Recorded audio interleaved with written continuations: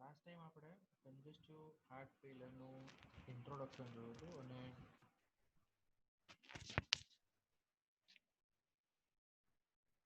અવાજ આવે છે ને બરાબર? હેલો. હા. ઓકે, અને પીપીટી સ્લાઇડ દેખાય છે? Yes sir. ઓકે. કન્જેસ્ટિવ હાર્ટ ફેલરનું આપણે ઇન્ટ્રોડક્શન અને પેથોફિઝિયોલોજી જોઈ હતી, બરાબર?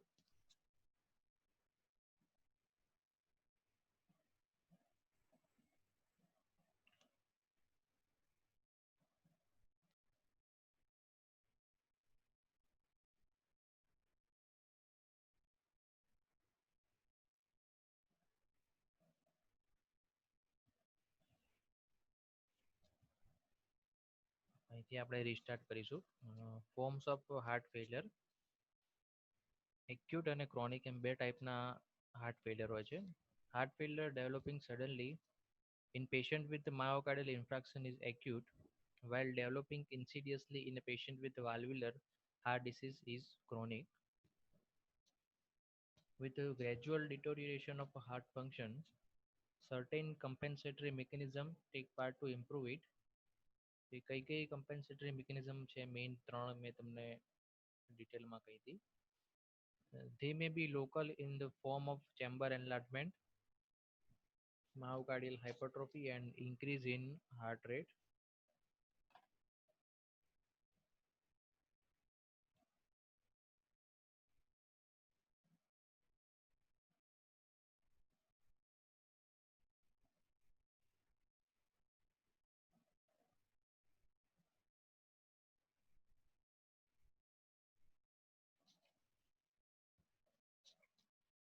or systemic in the form of activation of RAAS and SNA and atrio brain nutrauretic peptide.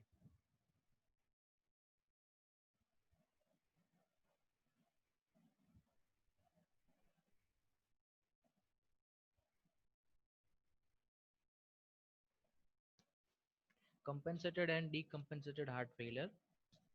The compensated heart failure refers to a state where there is an impairment of cardiac function, but adaptive changes have prevented the development of overt heart failure.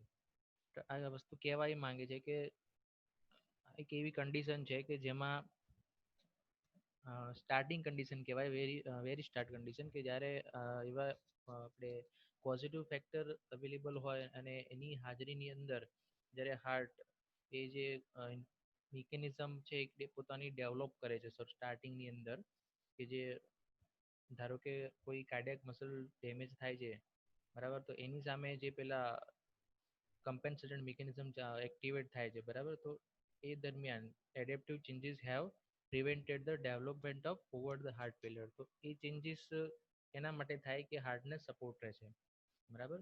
તો એ એ સમય જે છે એને કહેવાય compensated heart failure.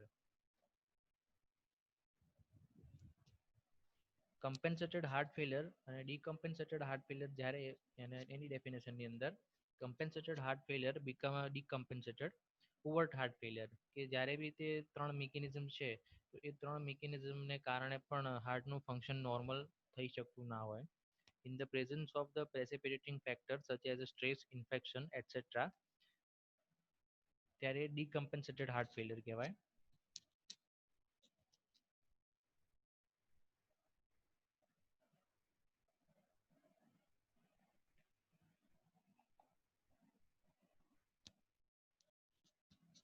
પ્રેસિપિટેટિંગ factor for heart failure. Heart failure માટે જવાબદાર કારણો છે એમાં bacterial endocarditis, pulmonary embolisms, anaemia, pregnancy, myocardial ischemia or infraction, myocarditis, thyrotoxicosis, arrhythmias, beta blocker, and hypertension and fluid retention.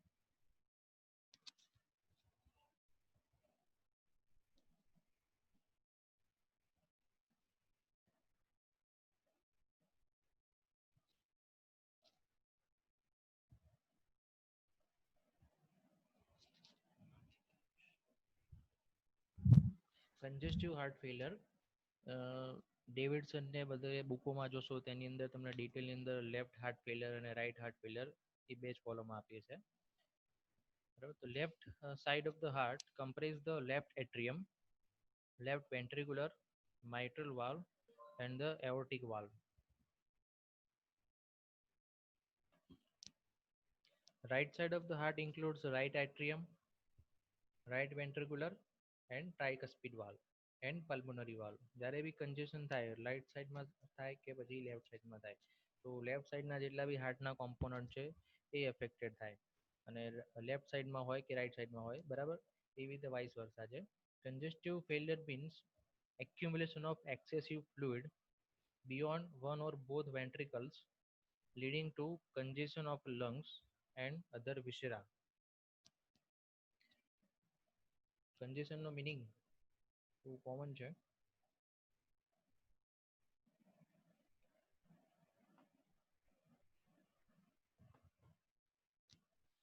Left heart failure refers to reduction in left ventricular output leading to back transmission of elevated left ventricular pressure to left atrium and later on pulmonary vein, resulting in a congestion of lung.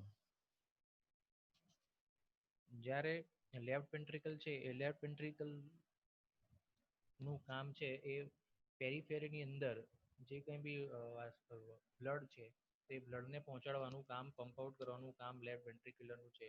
પણ જ્યારે left ventricular fail જાય છે, બરાબર, તો due to the myositis infection અથવા તો માયોસાઇટનું કોઈ damage થયું, ઇસ્કેમિક કન્ડિશન થઈ, બરાબર, એ કોઈ પણ કન્ડિશન છે, તો સ્ટ્રેસ છે, અથવા તો સેલ એપોપ્ટોસિસ છે. તો એવા જે બધા રીઝન છે તો એને કારણે જે મસલ્સ કામ કરતા ઓછા થશે તો એના કારણે જે ઇજેક્શન ફ્રેક્શન છે અથવા તો જે કાર્ડિયાક આઉટપુટ છે તો એ ઓછો થશે. એને કારણે શું થશે કે એટ્રિયમમાંથી જે બ્લડનું વોલ્યુમ જે આવવાનું છે એ તો આવશે જ, પણ વેન્ટ્રિક્યુલર ફેલ જશે એના કારણે વોલ્યુમ થોડું રિઝર્વ થશે.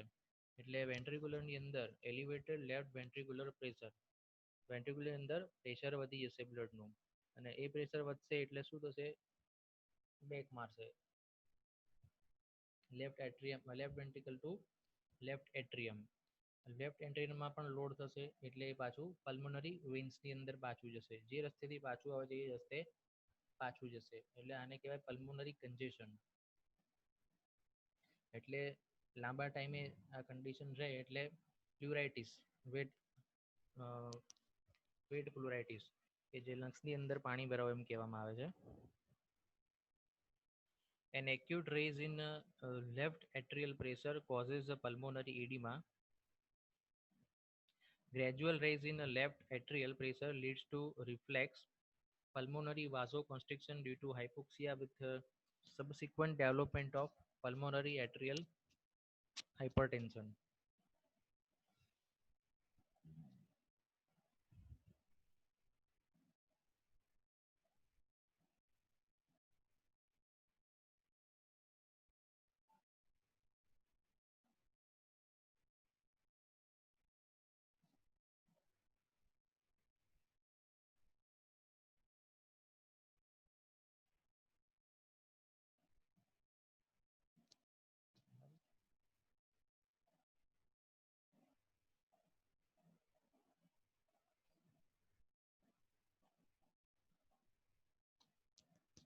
ઇઝીલી તમને સમજી શકાય માટે અહીંયા કુમાર એન્ડ ક્લાર્ક, ડેવિડસન અને ગાયટન ઓપન કરી લીધી છે.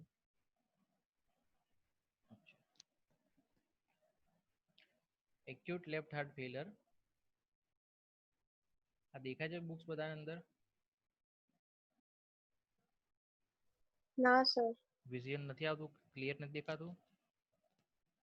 એક ના. મિનિટ, એક મિનિટ, શેરિંગ ચેન્જ કરવું પડશે.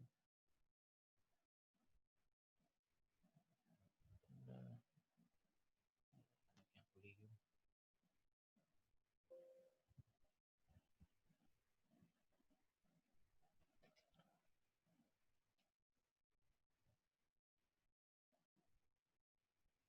Share,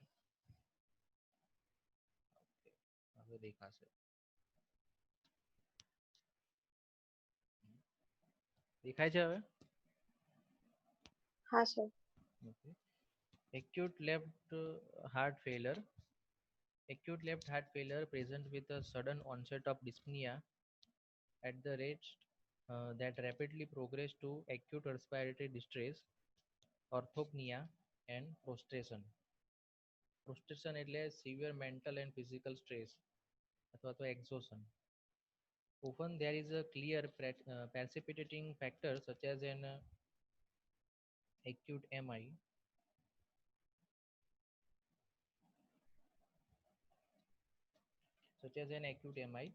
which may be apparent from the history. The patient appears agitated, pale and scammy. The peripheries are cool to touch and the pulse is rapid,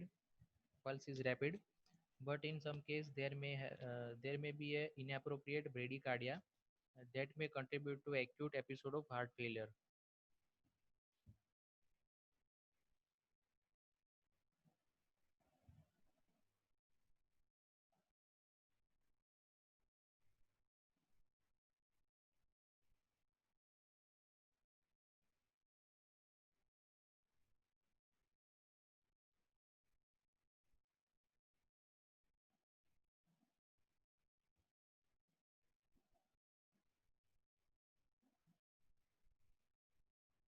તો simply એક chart બતાવો છો ડેવિડસનનો, કે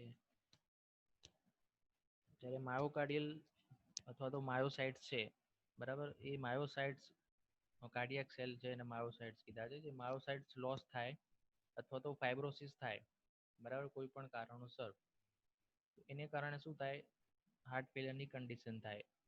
એટલે heart ફેલિયરની condition એટલે reduce cardiac output, જે output છે એ ઓછું થાય, એની સામે activation of nervous sympathetic nervous system, પછી જે નોરએપિનેફ્રિનનું સિક્રીઝન થાય છે એમાં. બીજું છે રેનિન એન્જિયોટેન્સિન આલ્ડોસ્ટેરોન સિસ્ટમ, વાસોપ્રેસિન સિસ્ટમ એન્ડ એન્ડોથેલિન સિસ્ટમ.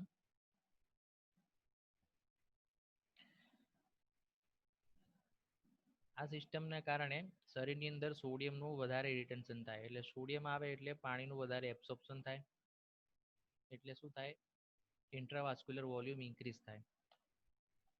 એક બાજુ ઇન્ટ્રાવાસ્ક્યુલર વોલ્યુમ ઇન્ક્રીઝ થાય તેને કારણે શું થશે, હાર્ટને વધારે કામ કરવું પડશે, increase blood pressure and cardiac work, further damage થશે હાર્ટને, હાર્ટના ટિશ્યુઝને. બીજું કે પેરીફેરીમાં પહોંચવા માટે સપ્લાય હોતો નથી, ઓછો સપ્લાય પડે છે, એટલે વાઝો કન્સ્ટ્રિક્શન થશે, એટલે ઇન્ક્રીઝ આફ્ટર લોડ વધશે. તે આફ્ટર લોડ વધવાના કારણે પ્રેશર પણ વધશે અને અગેન કાર્ડિયાક વર્ક છે એ વધી જશે.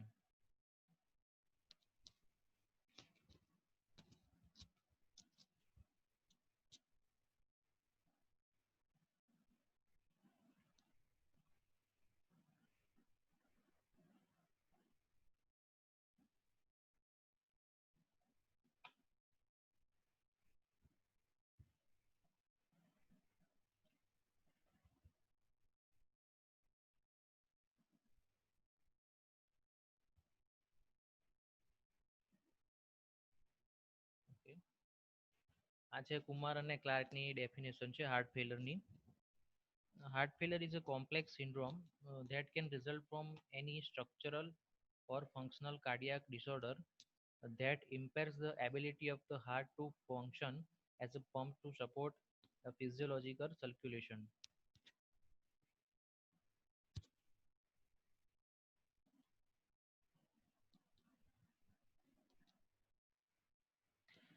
Worldwide એનો occurrence rate છે, અત્યારે important નથી. The prognosis of heart failure has improved over the past 10 years with evidence-based therapy. સ્ટાર્ટિંગમાં જે એને હાર્ટ ડિસીઝ થતા હતા શરૂઆતમાં, જેવો ઘણા વર્ષો પહેલાની વાત છે, તો અત્યારે જે આપણે સિસ્ટમ ડેવલપ છે, બરાબર, તો એ પહેલા હતી નહીં. એને કારણે ડેથ બહુ સડન થઈ જતું, વિધિન 5 yearsની અંદર પર્સનનું ડેથ થઈ જાય. પણ અત્યારે કવી કન્ડિશન છે કે સપોર્ટિવ મિકેનિઝમ્સ ઘણી બધી છે, હાર્ટ સપોર્ટિવ મિકેનિઝમ, તો એને કારણે ડેથ ઓછા થાય છે.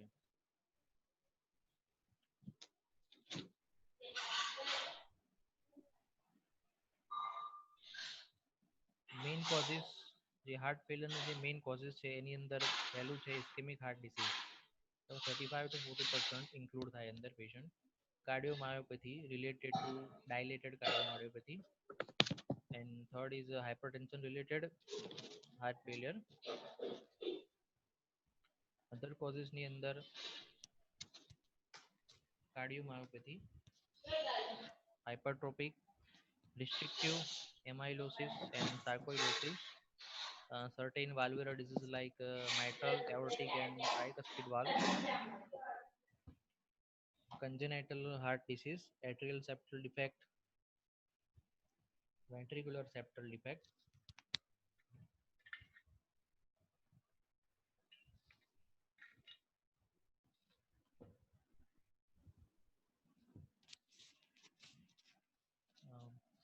Excessive use of drugs and alcohol like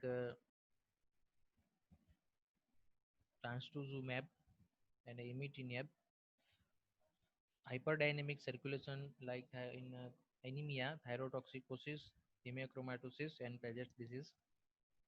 આ બધા એના પોઝિટિવ ફેક્ટર્સ છે ઘણા બધા.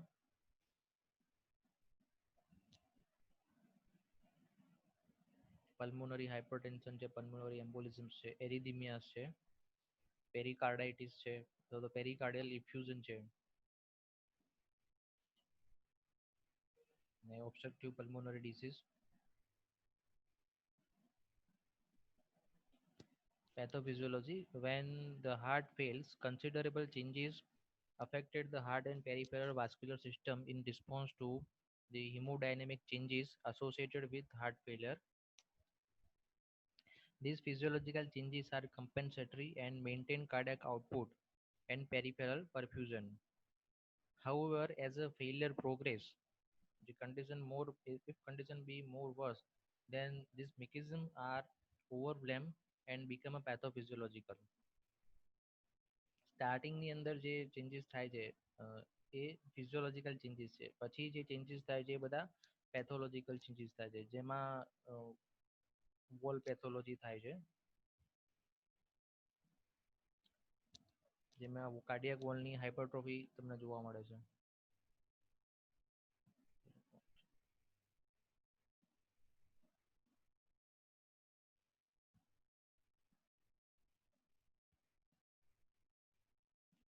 તો શરૂઆતનો જે ચેન્જીસ છે એ ફિઝિયોલોજીકલ ચેન્જીસ. ધારો કે તમે જ્યારે કસરત કરતા હોય, બરાબર, જ્યારે તમે કસરત કરતા હોય ત્યારે ડિમાન્ડ વધી જાય છે તમારી બ્લડની.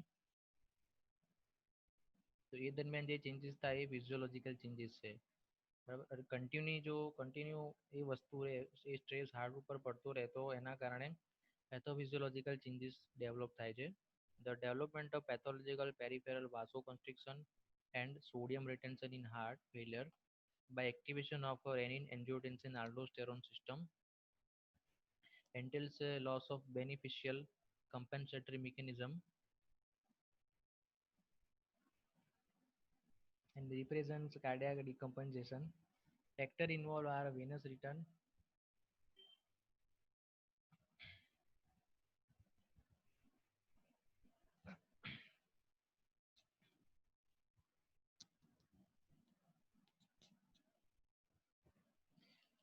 હવે જે પેથોફિઝિયોલોજીકલ ચેન્જીસ થાય છે હાર્ટની અંદર એ કયા કયા છે, તો એ છે ventricular dilation, myocytes hypertrophy, increased collagen synthesis,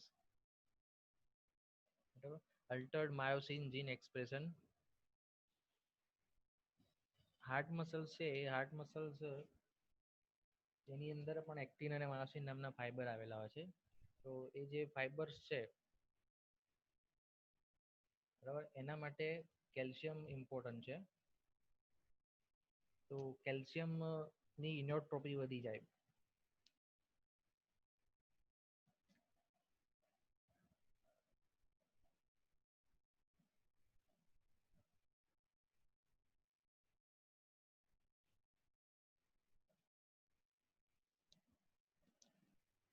Venous preload. In the intact heart, myocardial failure leads to a reduction of the volume of blood ejected with each heartbeat and an increase in volume of blood remaining after systole. This increased diastolic volume stretches the myocardial fibers. જેમાં આપણે Sterling Frank Sterling લો આપણે જોઈ ગયા છે. Frank અને Sterling નામના બે સાયન્ટિસ્ટોએ આશરે લગભગ 100 વર્ષ પહેલા આના વિશે ટિપ્પણી કરી હતી, બરાબર. તો એની અંદર કહેવા એવું માંગે છે કે જ્યારે બી વોલ્યુમનો લોડ વધી જાય ત્યારે બી હાર્ટ એટલું જ વધારે સામે સ્ટ્રેસ કરે અથવા તો વધારે સ્ટ્રેચિંગ કરે. myocardial contraction is restored. However, the filling myocardium result in a depression of a ventricular function.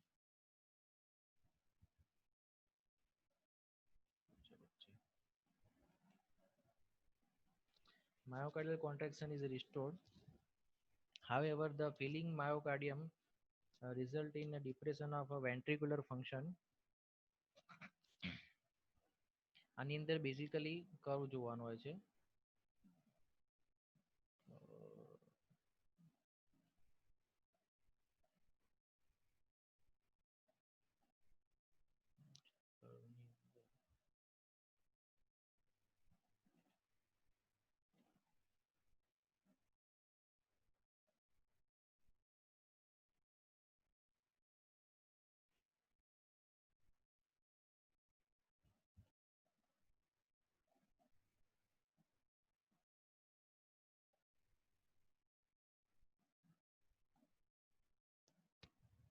તો આ જે કર્વ છે એ કાર્ડિયાક આઉટપુટ છે.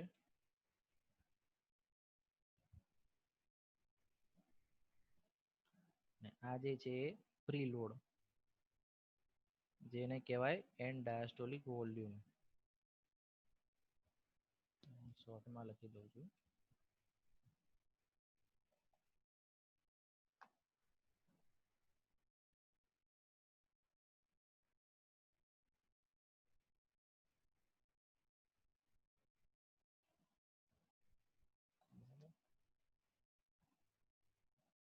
આ છે નોર્મલ પર્સનનો છે ગ્રાફ.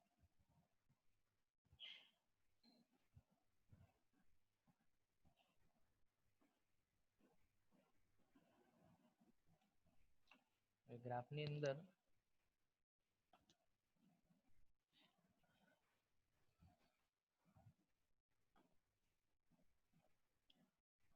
જે એન્ડ ડાયાસ્ટોલિક વોલ્યુમ છે અથવા તો જે પ્રીલોડ છે, જેમ પ્રીલોડ વધશે, બરાબર, આ જે પ્રીલોડ વધી રહ્યો છે, તો જેમ પ્રીલોડ વધશે એમ આ કાર્ડિયાક આઉટપુટ પણ વધશે, બરાબર. તો આ નોર્મલ કન્ડિશનની છે.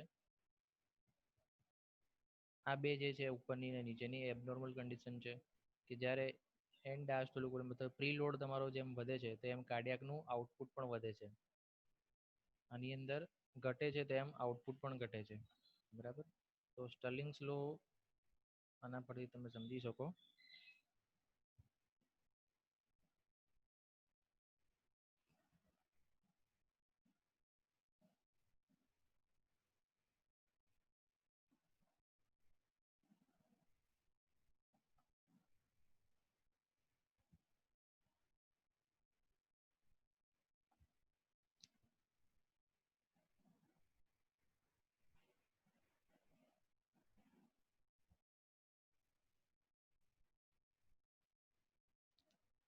Venous preload in the intact heart myocardial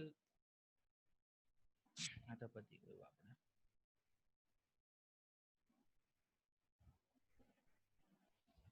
Mild myocardial depression is not associated with a reduction in the cardiac output because it is maintained by an increased venous pressure. However, the proportion of the blood ejected with each heartbeat is reduced early in heart failure. Sinus tachycardia also ensure that any reduction of a stroke volume is compensated for by the increase in heart rate. Cardiac output is therefore maintained. When there is a more severe myocardial dysfunction, cardiac output can be maintained only by a large increased venous pressure or marked sinus tachycardia. The increased venous pressure contributes to the development of dyspnea owing to accumulation of interstitial fluid.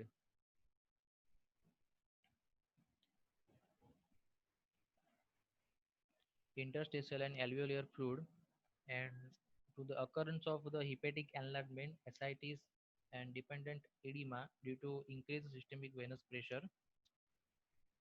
However, the cardiac output at rest may not be much depressed, but myocardial hemodynamics reserve is so compromised that a normal increase in cardiac output cannot be produced by exercise. બરાબર, આજે normal એક્સરસાઇઝની મેં વાત કરી.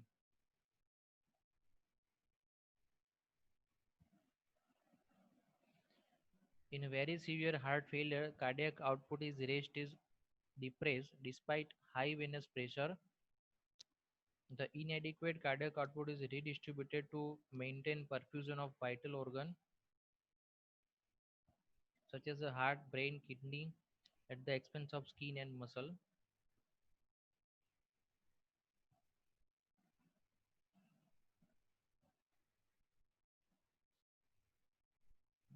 ત્રણ વસ્તુ છે જે તમારું પ્રીલોડ, આફ્ટર લોડ અને ઇન્ટ્રિન્સિક હેલ્થ ઓફ માયોકાર્ડિયમ. આટલી વસ્તુ તમે જો સમજી જાઓ તો કન્જેસ્ટિવ હાર્ટ ફેલિયરનો મોટા ભાગનો તમારા ક્વેશ્ચન સોલ્વ થઈ જાય.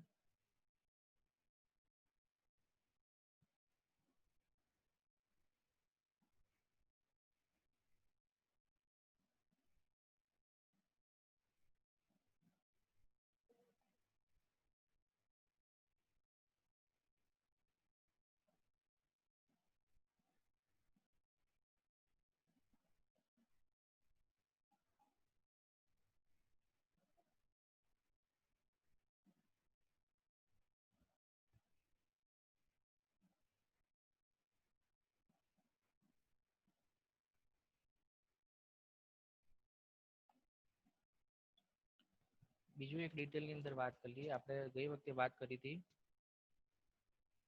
નાઇટ્રાયુરેટિક પેપ્ટાઇડ ANP, આર્ટરિયલ નાઇટ્રાયુરેટિક પેપ્ટાઇડ અથવા તો બ્રેન નાઇટ્રાયુરેટિક પેપ્ટાઇડ અને સી ટાઈપ્સ. તો જ્યારે બી હાર્ટ મસલ્સ ડેમેજ થાય છે ત્યારે આ પેપ્ટાઇડ્સ જે મિનિમમ રાઉન્ડ અબાઉટ 100 પિકોગ્રામ પર લીટર હોવું જોઈએ, પણ જ્યારે હાર્ટ મસલ્સ ડેમેજ થાય છે ત્યારે એનું પ્રોડક્શન વધી જાય છે, સિન્થેસિસ વધી જાય છે, એટલે એના કાઉન્ટ પણ વધારે આવે છે. Atrial natriuretic peptide is released from atrial myocytes in response to stretch. ANP induced diuresis, natriuresis. Natriuresis એટલે excessive sodium in urine, જે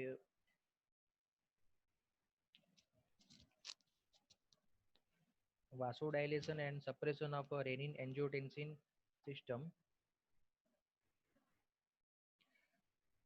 સોડિયમનું રિટેન્શન એટલા માટે કે હાર્ટને પેરીફેરીની અંદર બ્લડ સર્ક્યુલેશન પહોંચતું નથી, એટલે સોડિયમનું રિટેન્શન થશે, પાછળ વોટરનું પણ રિટેન્શન થશે. બ્રેન નાઇટ્રાયુરેટિક પેપ્ટાઇડ,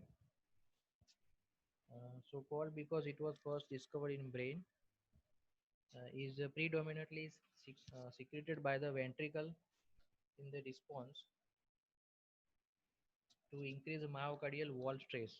બરાબર, માયોકાર્ડિયલ વોલમાં જ્યારે સ્ટ્રેસ વધી જાય ત્યારે જે આ BNP પેપ્ટાઇડ છે, બ્રેન ન્યુટ્રાયુરેટિક પેપ્ટાઇડ, તો એની અમાઉન્ટ વધી જાય.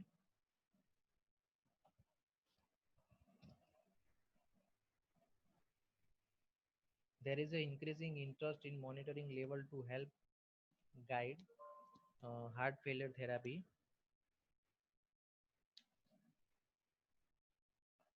So both BNP and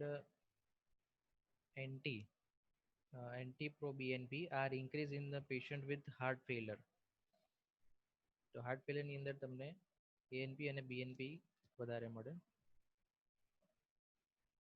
C-peptide, C-type peptide, which is limited to vascular endothelium and the central nervous system, has similar effect to those ANP and BNP. Same આના જેમ જ ANP અને BNP ની જેમ.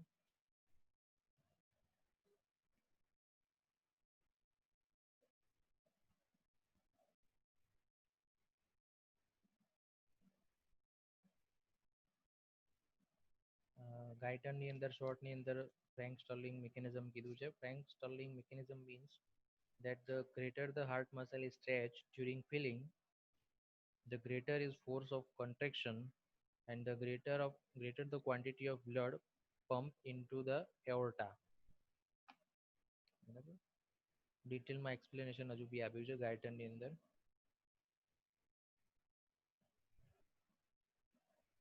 अच्छा API